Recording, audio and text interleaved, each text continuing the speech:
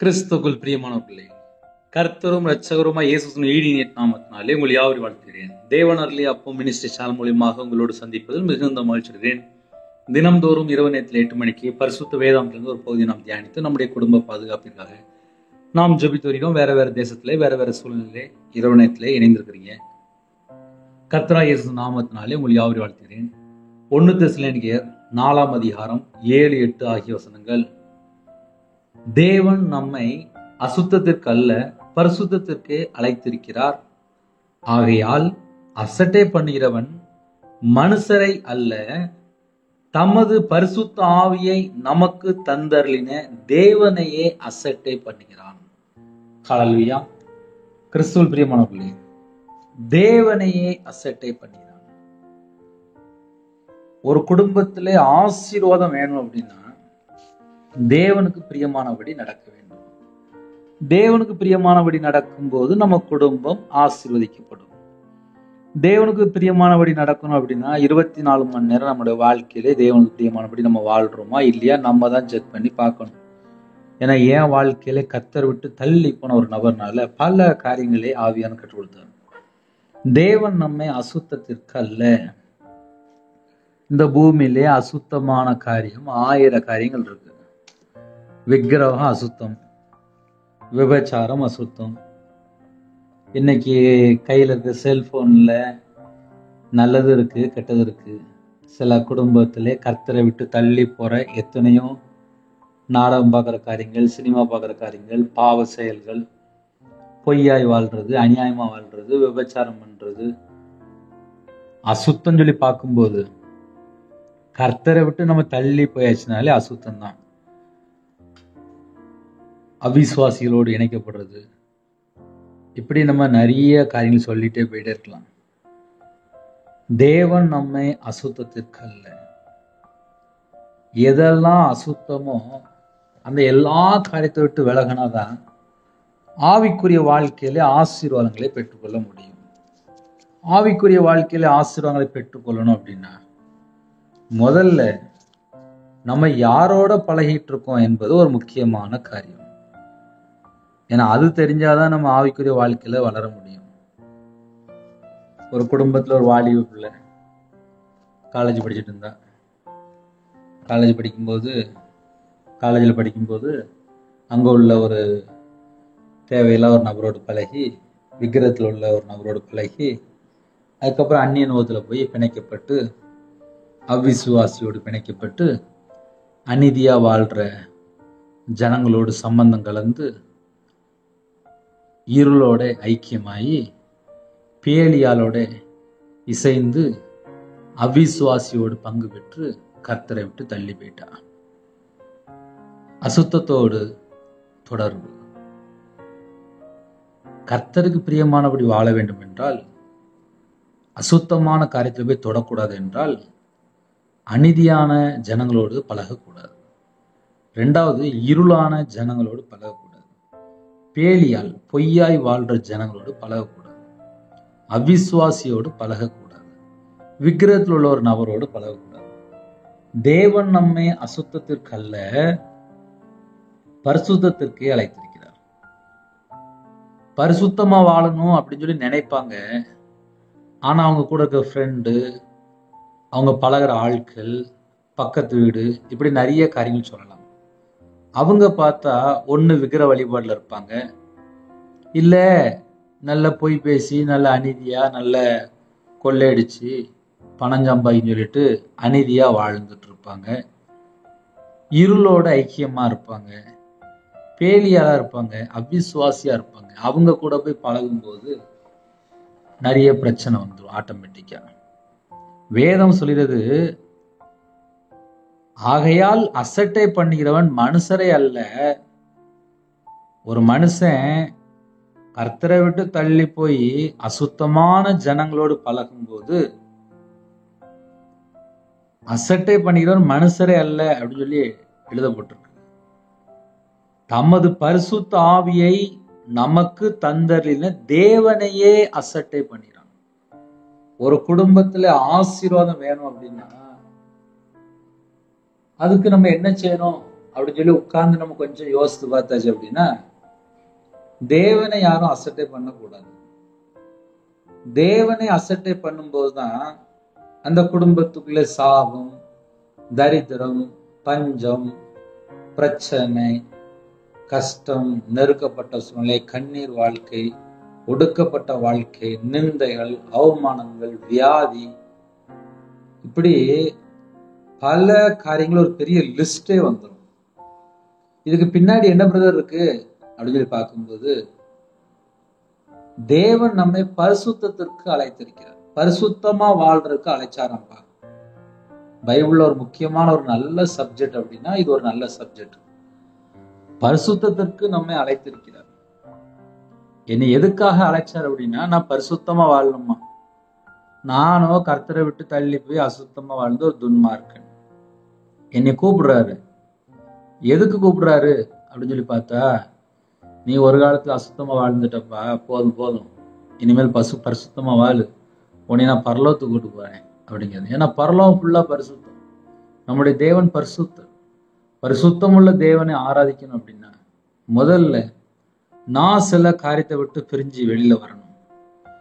நீங்கள் அவர்கள் நடுவிலிருந்து புறப்பட்டு பிரிந்து போய் அசுத்தமானதை தொடாதிருங்கள் என்று கர்த்தர் சொல்கிறார். ஒரு குடும்பத்துல அசுத்தமான காரியம் இருக்கும்போது அவங்களால ஆவிக்குரிய வாழ்க்கையில வளர முடியாது. ஏன்னா என் வாழ்க்கையில நான் 2016 முழு நேரம் ஊழியத்துக்கு வந்தேன், சர்ச்சுக்கு வேலைக்கு. அதுக்கப்புறம் தான் என்னோட வாழ்க்கையில, என்னோட சிந்தனையில, என்னோட இதயத்துக்குள்ள நான் சர்ச்சில் வேலை பார்க்கும்போது தான் ஜனங்கள்லாம் எப்படி இருக்கிறாங்க. என் வாழ்க்கையில நான் விக்கிரத்துல ஒரு மனுஷன்ட்ட போய் பழகும்போது அவங்களுடைய அந்த விக்கிரத்தினுடைய வழிபாடுகள், விக்கிரத்தினுடைய அந்த பழக்க வழக்கங்கள், பூ போடுறது, இன்னுமா எலுமிச்சை உணாக்கிறது, கத்தாழத்தம் போடுறது, போட்டோ வைக்கிறது, இப்படி பல காரியங்கள், பொம்மை வைக்கிறது, என்னென்ன காரியங்கள் உண்டு எல்லாமே எனக்கு தெரியும். மாந்தரித்து உருவாடுத்திருக்கேன். இதெல்லாம் என்னுடைய வாழ்க்கையில உண்டு. அப்ப என்ன அர்த்தம் அப்படின்னா, பேலியாலோடு ஒரு மனுஷன் இசைந்து இருக்கும்போது அவங்களுடைய அந்த பொய்யான காரியங்கள், விக்கிரத்தினுடைய எல்லா காரியத்தையுமே கற்றுக்கொள்வாங்க. இதெல்லாம் என் வாழ்க்கையில நான் பண்ணியிருக்கேன். அவிசுவாசியோடு ஒரு மனுஷன் பிணைக்கப்பட்டிருக்கும் போது நம்ம கர்த்தருக்குள் வளர முடியாது, விசுவாசத்துல இருக்க முடியாது. ஒரு குடும்பத்திலே பிரச்சனை எப்பப்பா வருது அப்படின்னா, கர்த்தரை விட்டு தள்ளி போகும்போது 1000 பிரச்சனை வருது. நான் நல்லா பார்த்துட்டேன். ஏன்னா என் வாழ்க்கையில பாதி வாழ்க்கை நிம்மதி இல்லாத வாழ்க்கையா முடிஞ்சு போச்சு. ஏன்னா கர்த்தரை விட்டு தள்ளி போய் நான் வாழ்ந்து முடிச்சிட்டேன். சரி, மனம் திரும்பி கையில பைபிள் எடுத்து வாசித்து உண்மையா வாழலாம் அப்படின்னு சொல்லி பார்த்தா, பரிசுத்தத்திற்கு அழைத்திருக்கிறார். நான் எப்படி வாழுன்னு சொல்லி பரலோகத்துல தேவன் விரும்புறாரு அப்படின்னா, பரிசுத்தமா வாழுப்பா, போதும், நாடம் பார்த்து, சினிமா பார்த்து, பாவம் செஞ்சு, பொய்யா வாழ்ந்து, அநியாயமா வாழ்ந்து, தப்பான எண்ணங்கள், தப்பான சிந்தனைகள், தப்பான காரியங்கள், வேதம் சொல்லுறது இது எல்லாம் தப்பு தான், இதெல்லாம் பாவம் தான். சரி, எப்படி மனம் திரும்பி வாழணும்? தேவனுக்கு பிரியமானபடி வாழணும், பரிசுத்தமா வாழணும். எல்லாருக்கும் தெரியும் பரிசுத்தமா வாழணும். ஆமா, எங்களுக்கு தெரியும் அப்படிம்பாங்க. ஆனா எப்படி பரிசுத்தமா வாழணும்னு சொல்லி கேட்டா தெரியாது. ஒரு மனுஷன் பரிசுத்தமா வாழணும் அப்படின்னா 2 கொரிந்தியர் 6ஆம் அதிகாரம் 14 - 18 வரை ஆகிய வசனங்களை கையில பைபிள் எடுத்து நீங்க தியானிச்சீங்கன்னா அழகா புரியும். அந்நிய நுகத்திலே அவிசுவாசிகளுடன் பிணைக்கப்படாதிருப்பீர்களாக என்று எழுதப்பட்டிருக்கு. ஒரு குடும்பம் ரட்சிக்கப்பட்டதுக்கு அப்புறம் அவிசுவாசியோடு நமக்கு என்ன பழக்கம்? நீதிக்கும் அநீதிக்கும் சம்பந்தம் ஏது? இயேசு கிறிஸ்து ரத்தத்தினால கழுவப்பட்ட நீதிமான் அநீதியான ஜனங்களோடு போய் ஏன் சம்பந்தம் கலந்து அவனுடைய பாவ காரியத்துல போய் ஈடுபடுவானே? என் இயேசு கிறிஸ்து ராஜா மெய்யான ஒளியா இருக்கிறார். நான் வெளிச்சத்தின் பிள்ளையா இருக்கேன். வெளிச்சத்தின் பிள்ளையா மாறினதுக்கு அப்புறம் இருளுக்கு எனக்கு ஐக்கியம் இருக்கக்கூடாது. இருளிலிருந்து என்னை பிரிச்சு எடுத்தார். இருளின் அதிகாரத்திலிருந்து என்னை பிரிச்சு எடுத்தார். அப்பேற்பட்ட தேவனை தான் ஆராதிக்கிறேன். ஒளிக்கும் இருளுக்கும் ஐக்கியம் ஏது என்று எழுதப்பட்டிருக்கு. கிறிஸ்துவுக்கும் பேலியாளுக்கும் இசைவேது. என்னுடைய ஐக்கியம் கிறிஸ்துவோடு இருக்கு. நான் ஏன் பேலியாளோட போய் நான் இசைந்து இருக்கணும்? எல்லாம் கொஸ்டின் தான். அவிசுவாசியுடனே விசுவாசிக்கு பங்கு ஏது? நான் விசுவாசத்துல போயிட்டு இருக்கேன், நான் பரலோகத்துல போயிருவேன். அவிசுவாசியோட எனக்கு என்ன பங்கு? தேவனுடைய ஆலயத்துக்கும் விக்கிரகங்களுக்கும் சம்பந்தம் எது? நான் தேவனுடைய ஆலயத்துக்கு போயிட்டு இருக்கேன். விக்கிரகத்துள்ள ஜனங்களோடு எனக்கு என்ன சம்பந்தம்? நான் அவர்களுக்குள்ளே வாசம் பண்ணி அவர்களுக்குள்ளே உலாவி அவர்கள் தேவனா இருப்பேன், அவர்கள் என் ஜனங்களா இருப்பார்கள் என்று தேவன் சொன்னபடி நீங்கள் ஜீவனோட தேவனுடைய ஆலயமா இருக்கிறீர்களே. ஆனபடியால் நீங்கள் அவர்கள் நடுவிலிருந்து புறப்பட்டு பிரிந்து போய் அசுத்தமானதை தொடாதீருங்கள் என்று கர்த்தர் சொல்கிறார். அப்பொழுது நான் உங்களை ஏற்றுக்கொண்டு உங்களுக்கு பிதாவா இருப்பேன், நீங்கள் எனக்கு குமாரன் குமார்த்தியுமா இருப்பீர்கள் என்று சர்வ வல்லமுள்ள கர்த்தர் சொல்கிறார். இரவணத்திலே நம்ம என்ன யோசித்து பார்க்கணும் அப்படின்னா, தேவனை நாம் கஷ்டப்படுத்துகிறோமா? தேவனை நாம் வேதனைப்படுத்துகிறோமா? தேவனை நாம் துக்கப்படுத்துகிறோமா? அதனால் வரக்கூடிய ஆபத்து அநேகமா இருக்கும். ஒரு மனுஷன் தேவனை அசட்டை பண்ணும்போது பல ஆபத்துகள். என் வாழ்க்கையில அந்த ஆபத்துல நான் தண்டனைலாம் நான் வாங்கியிருக்கேன். ஏன்னா கர்த்தரை விட்டு தள்ளி போய் வாழ்ந்துட்டு இருந்தேன். மீட்டு எடுக்கிறாரு, கிருபை தாராரு, இரக்கத்தில் ஐஸ்வர்யம் உள்ள தேவன், மன்னிக்கிறதுக்கு தயவு பெருத்திருக்கிறார். ஆனா கர்த்தரை விட்டு தள்ளி போகும்போது எத்தனை லட்சம் நஷ்டம், நிந்தைகள், அவமானங்கள், சொந்தக்காரங்களா தள்ளி போயிட்டாங்க. கையில ₹1 கூட இல்லாம நடுட்டு நின்னேன். ஏன்னா விக்கிரத்துல போய் 13 லட்ச ரூபா கொடுத்துருக்கேன் ஒரு மனுஷனை நம்பி.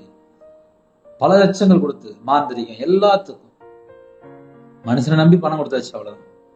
ஆனா கர்த்தரை நம்பல. என் வாழ்க்கையில என்ன பிரச்சனை ஆச்சு அப்படின்னா, விக்கிரத்தை நம்பி, மனுஷனை நம்பி, ஒரு அவிசுவாசியை நம்பி, ஒரு அநீதியா வாழ்ற ஒரு ஜனத்தை நம்பி, ஒரு இருளான ஒரு மனுஷனை நம்பி, ஒரு பேரியாலான ஒரு மனுஷனை நம்பி, விக்கிரத்துல ஒரு மனுஷனை நம்பி பணம் கொடுத்துட்டேன், அவ்வளவுதான். என் வாழ்க்கையில எல்லாமே நஷ்டம் ஆயிட்டு. கையில பைபிள் எடுத்து வாசித்து பார்த்தா தெரியுது, பரிசுத்தத்துக்கே அழைத்திருக்கிறார். நான் எப்படி வாழணும் அப்படின்னா பரிசுத்தமா வாழணும். இதான் பரலோகத்துல தேவன் எதிர்பார்க்கிறார். ஒருவேளை நான் அப்படி வாழல அப்படின்னு சொல்லி கீழே அடுத்த வசனம் வாசித்து பார்க்கும்போது, ஆகையால் அசட்டை பண்ணுகிறவன் மனுஷரை அல்ல அசட்டை என்று எழுதப்பட்டிருக்கு. தமது பரிசுத்தாவை நமக்கு தந்தருளின தேவனையே அசட்டை பண்ணிறான். ஒரு மனுஷன் தேவனை அசட்டை பண்ணதுக்கு அப்புறம் அவன் வாழ்க்கையில எப்படிப்பா ஆசீர்வாதம் இருக்கும்? நம்ம அப்படி நார்மலா யோசித்து பார்ப்போமே. ஒரு மனுஷரை அசட்டை பண்ணல, தமது பரிசுத்தாவியை நமக்கு தந்தருளின தேவனையே அசட்டை பண்ணிறான். தேவனை அசட்டை பண்ணதுக்கு அப்புறம் அந்த குடும்பத்துக்குள்ள ஒரு இருளா இருக்கும், அந்த குடும்பத்துக்குள்ள ஒரு சாபமா இருக்கும், அந்த குடும்பத்துல ஒரு வியாதியா இருக்கும், அந்த குடும்பத்துல ஒரு மரண பயம் இருக்கும், அந்த குடும்பத்துல ஒரு தற்கொலை எண்ணங்கள் இருக்கும், அந்த குடும்பத்துக்குள்ள எப்ப பார்த்தாலும் ஒரு பொல்லாதாவி, தேவையில்லாத காரியங்கள், தேவையில்லாத அசுத்தமான காரியங்கள், விபச்சார காரியங்கள், இதெல்லாம் ஒரு வீட்டுக்குள்ள எங்கேருந்து வந்துச்சு அப்படின்னு சொல்லி பார்க்கும்போது, தேவன் பரிசுத்த ஆவியை நமக்கு தந்தருளின தேவனையே அசட்டை பண்ணினார். ஒரு மனுஷன் தேவனை அசட்டை பண்ணும்போது அந்த வீட்டுக்குள்ளே அசுத்த ஆவிகள், பொல்லாத ஆவிகள், பொல்லாத கிரியைகள், பொல்லாத காரியங்கள், பொல்லாத செயல்கள், கர்த்தரை விட்டு தள்ளி போற பாவங்கள், மதுபான அடிமை, போதை காரியங்கள், விபச்சார காரியங்கள், கள்ள தொடர்பு, எல்லாம் ஒரு பெரிய லிஸ்ட் மாதிரி உள்ள வந்துகிட்டே இருக்கும். இதெல்லாம் ஏன் வந்துச்சு, எங்கேருந்து வந்துச்சு, எப்படி வந்துச்சு அப்படின்னா, தேவன் நம்மை அசுத்தத்திற்கு அல்ல பரிசுத்தத்திற்கே அழைத்திருக்கிறார். நான் பரிசுத்தமா வாழல அப்படின்னா இதுக்கு பின்னாடி இவ்வளவு பெரிய பிரச்சனைகள் இருக்கு. இதுல கிட்டத்தட்ட என் வாழ்க்கையில நான் 2016 தான் முழு நேரம் குடித்து வரேன். என்னுடைய ஐக்கியம் ஃபுல்லாவே விக்கிரத்துல ஒரு மனுஷனோட இருந்துச்சு. வாயை திறந்தாலே பொய்யா பேசுவான். வாயை திறந்தாலே அவங்க சொன்னதுதான் கரெக்ட் அப்படிம்பாங்க. அநியாயமா வாழ்வாங்க, ஆனா அவங்க சொல்றதுதான் கரெக்ட் அப்படிம்பாங்க. நல்ல சினிமா பார்ப்பாங்க, எல்லாம் பார்ப்பாங்க, சீரியல் பார்ப்பாங்க, எல்லாம் பாவம் செய்வாங்க, எல்லாம் செஞ்சுட்டு இருப்பாங்க. என்னுடைய ஐக்கியம் தேவனோடும் குமாரனா இயேசு கிறிஸ்துவோடும் பரிசுத்தாவியோடு இருக்கும்போது பரிசுத்தமா வாழ முடியும். என்னுடைய ஐக்கியம் பரிசுத்தவான்களோடு இருக்கும்போது ஐக்கியம் என் வாழ்க்கை நல்லா இருக்கும். ஆனா என்னுடைய ஐக்கியம் ஒரு மனுஷனோடு, தேவையில்லாத ஒரு நபரோடு, தேவையில்லாத ஃப்ரெண்டோடு, தேவையில்லாத ஒரு விக்கிரத்துல ஒரு நபரோடு, தேவையில்லாத ஒரு தவறான ஒரு நபரோடு, பொல்லாத ஒரு மனுஷனோட ஐக்கியமா இருக்கும்போது என்னோட வாழ்க்கை ஃபுல்லா அசுத்தமா மாறிடும். அப்போ அசுத்தமா வாழ்ற ஜனங்களும் இருக்கிறாங்க, பரிசுத்தமா வாழ்ற ஜனங்களும் இருக்காங்க. ஒரு மனுஷன் பரிசுத்தமா வாழ்ந்தால் தேவனிடத்திலிருந்து வரக்கூடிய ஆசீர்வாதங்களை பெற்றுக்கொள்ள முடியும். இல்ல பிரதர், நாங்க அப்படிலாம் வாழ மாட்டோம், நாங்க இஷ்டம் போலதான் வாழ்வோம், எங்களுக்கு பரிசுத்தமா வாழலாம் தெரியாது அப்படின்னா ஆபத்துகள், பிரச்சனைகள் அதிகம். ஏன்னா என் வாழ்க்கையில நான் தேவன்கிட்ட நல்ல அடி வாங்கியிருக்கேன். துன்மார்க்கனா வாழ்ந்ததுனால சாபத்துல வாழ்ந்திருக்கேன். சொந்த தேசத்தை விட்டு வேற தேசத்தை தூக்கி வீசிட்டாரு. அதுக்கப்புறம் கையில பைபிள் எடுத்து வாசித்து பார்த்தேன், இவ்வளவு சட்டம் எழுதப்பட்டிருக்கு. அதுக்கப்புறம் மனம் திரும்ப ஆரம்பிச்சேன். கொஞ்சம் கொஞ்சமா கையில பைபிள் எடுத்து வாசிக்க ஆரம்பிச்சேன். பைபிள் எழுதப்பட்டதே சொல்றேன். அதனால இரவு நேரத்துல சின்ன ஜெபம் தான் பண்ண போறோம். உங்க வாழ்க்கையில கத்தரை விட்டு தள்ளி போயிருந்தால் இன்னைக்கு உள்ள செய்தி நீங்க கொஞ்சம் தியானிச்சு பாருங்க. 1 தெசலோனிக்கேயர் 4ஆம் அதிகாரம் 7, 8 ஆகிய வசனங்கள், 2 கொரிந்தியர் 6ஆம் அதிகாரம் 14 18 ஆகிய வசனங்கள். இந்த வசனத்தை நீங்க வீட்டுல கையில பைபிள் எடுத்து உட்காந்து தியானிச்சு பாருங்க. ஏன் நம்மளால பரிசுத்தமா வாழ முடியல? நான் யார்கிட்ட பழகிட்டு இருக்கேன்? தேவனை நான் கஷ்டப்படுத்துறேனா, தேவனை நான் வேதனைப்படுத்துறேனா, தேவனை நான் துக்கப்படுத்துறேனா அப்படின்னு சொல்லி கொஞ்சம் யோசித்து பாருங்க. அதனால வரக்கூடிய ஆபத்து தான் அதிகமா இருக்கும். அதனால தேவனுக்கு பிரியமானபடி வாழ்றதுக்கு ஒரு சின்ன ஜெபம் பண்ணுவோம். கண்களை மூடி நாம் ஜெபம் செய்வோம். அன்பின் கர்த்தாவே, உம்மை நன்றியோடு துதிக்கிறோம் சொல்லுங்க ராஜா. அசுத்தத்திற்கல்ல பரிசுத்தத்திற்கு எங்களை அழைத்த கிருபைக்காக நன்றி. அழைத்த தேவன் உண்மை உள்ள தேவன், எங்களை கிருபையாக மீட்டெடுக்கிற தேவன். குறைகள் குற்றங்களை மன்னிங்க, பாவத்தை மன்னிங்க, உங்க கிருபையினால் நிரப்புங்க. கற்பதனிகா ஜெபிக்கிறோம் கர்த்தர், மனமறிங்க ஆசுவீங்க. மாசமா இருக்காங்க தாய்மொழியும் ஆசுறீங்க. டெலிவரி பண்றாங்க கர்த்தர் கூட இருங்க. திருமண தேவைக்கா ஜெபிக்கிறோம், எல்லா தடையெல்லாம் நீக்கி ஆசுறீங்க. கற்பதனிக்காக எத்தனையோ குடும்பத்துல இருந்துருக்காங்க கர்த்தர் ஆசுறீங்க. டெலிவரி ஆயிட்டு அப்பா நார்மல் டெலிவரி இருக்காங்க, கிருபைக்காக நன்றி. சில குடும்பத்திலே திருமணம் முடிந்ததுக்கு அப்புறம் தவறான தொடர்புகள், தவறான ஐக்கியம், டைவர்ஸ் அளவுக்கு பிரச்சனை ஓடிட்டு இருக்கு. மதுபான அடிமை, போதை காரியங்கள், கஞ்சா பழக்கம், விக்கிர வழிபாடு, மாந்திரிகம், பிள்ளி சுமை, ஏவல் எந்த குடும்பத்துல கட்டப்பட்ட நிலைமைக்காங்களோ அந்த எல்லா செத்த கிரியெல்லாம் இயேசு கிறிஸ்து ரத்தத்தினாலே இயேசு கிறிஸ்து நாமத்தை சுட்டு எறியப்படட்டும். இணைந்திருக்கிற குடும்பத்தை கர்த்தர் குறிப்பிடுத்துங்க. எல்லா குடும்பமும் ரட்சிக்கப்பட வேண்டும். நைட் டியூட்டியில் இருக்காங்க, வாலிப பிள்ளைகள், வாலிப பையங்க, இன்னுமாக டிரைவிங் லைன்ல இருக்காங்க, வியாபாரம் பார்க்காங்க, எல்லா குடும்பத்துக்கும் கர்த்தருடைய பாதுகாப்பு பரிபூர்ணமாக உண்டாகட்டும்.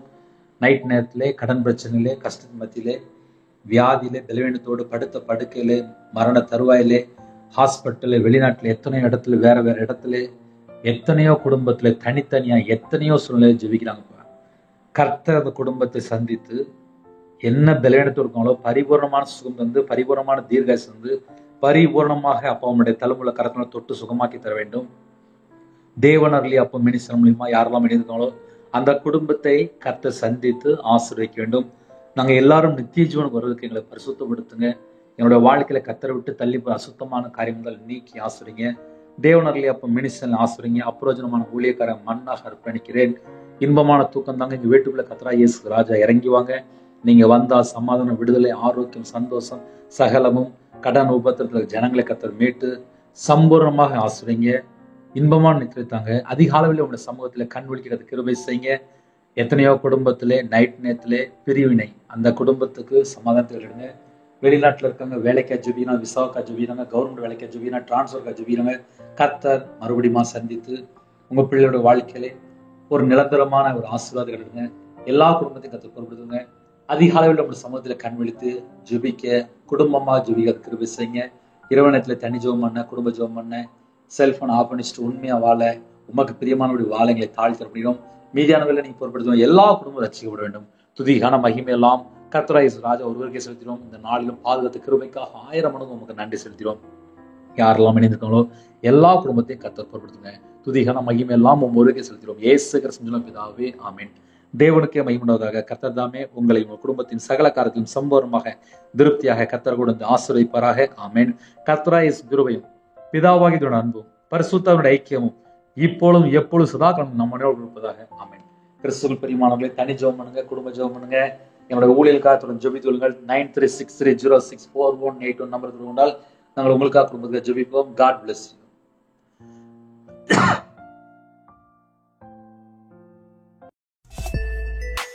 Thanks for watching. Please subscribe our channel. Click the like and share. Click the bell. God bless you.